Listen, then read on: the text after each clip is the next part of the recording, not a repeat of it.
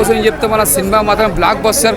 Victory Venkatesh గారు చాలా రోజుల తర్వాత మళ్ళీ మంచి ఒక సినిమా తీసిండు. ఒక ఫ్యామిలీ ఎంటర్టైన్మెంట్ ఎలా ఉండాలో, ఒక ఆడియన్స్కి ఎలా కట్టిపెట్టాలో చూపించిండు. అంటే ఒక ఫ్యామిలీ చూడదగ్గట్టు అనిల్ రావిపూడి సినిమా తీసిండు. అంటే మనం ఎప్పుడైనా యాక్షన్ చూస్తాం, ఒక ఎమోషన్ చూస్తాం, ఇది ఒక సెంటిమెంట్, ఒక కామెడీ ఎంటర్టైన్మెంట్ తీసుకొచ్చింది అనిల్ రావిపూడి. అంటే ప్రతిసారి సంక్రాంతికి వచ్చే ముందుగా రేసింగ్లు ఉంటాడు మన డైరెక్టర్ అనిల్ గారు. అలాంటి సినిమానే మేము సంక్రాంతికి సినిమా ఇది ఒక బ్లాక్ బస్టర్ అని చెప్పొచ్చు. మెయిన్ చెప్పాలంటే ఐశ్వర్య యాక్టింగ్ ఇలా అదరగొట్టేసింది. యాక్టింగ్ మాత్రం దుమ్ము లేచిపోయింది. అంటే మనం ఒక టైంలో సౌందర్య, ఒక రీచా, సిమ్రాన్ అప్పట్లో ఎంత హీరోయిన్లు సెన్సేషన్లు వేసిరు. అలాంటి హీరోయిన్ లెక్కనే మళ్ళీ ఏమో కూడా ఒక సౌందర్య లేనట్టు ఒక లోటు తీర్చి వెంకటేష్ పక్కకి మంచి నటన తీసింది. హీరో పక్కకి నటించింది, బాగుంది. అంటే ఇక్కడ సాంగ్ మాత్రం గోదావరి గట్టి మీద రామశిల్కనే ఆ సాంగ్ మాత్రం హైలైట్. ఆ పాట కోసమే చాలామంది వస్తున్నారు. ఆ పాట కూడా ఎంత బాగా తీసినట్టే.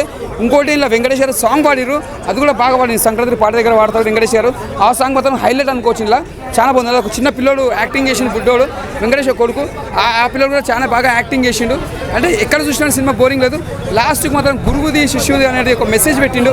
అది ఒక సెంటిమెంట్ పెట్టిండు. మనం గురువు అనేది ఎప్పుడు మరవద్దు అన్నట్టు తీసిండు. ఒక హెడ్ మాస్టర్ దగ్గర చదువుకున్న వెంకటేష్ గారు ఆపదున్నప్పుడు పోయి ఆపద ఆదుకోవాలి అన్నట్టు పోతాడు లాస్ట్ వరకు. అది మెసేజ్ బాగా ఇచ్చిండు. ఇంకోటి గురువు అంటే మనకు ఎడ్యుకేషన్ కాకుండా కూడా సిస్టమేటిక్ అన్నీ ఉంటాయి. ఒక వర్క్లో కానీ గురువు ఉంటాడు, ఒక ఎడ్యుకేషన్లో కానీ ప్రతి అలాంటి గురువు మన వెనకకుండా నడిపించిన గురువులు మనం మరవద్దు. తల్లిదండ్రులు ఎంత ఇంపార్టెంటో మన గురువులు మన శిష్యులు మరవద్దు అని చూపించిండు. ఇది ఒక మేము Sankranti cinema, block buster cinema. అందరూ వచ్చి చూడండి. హ్యాపీ సంక్రాంతి.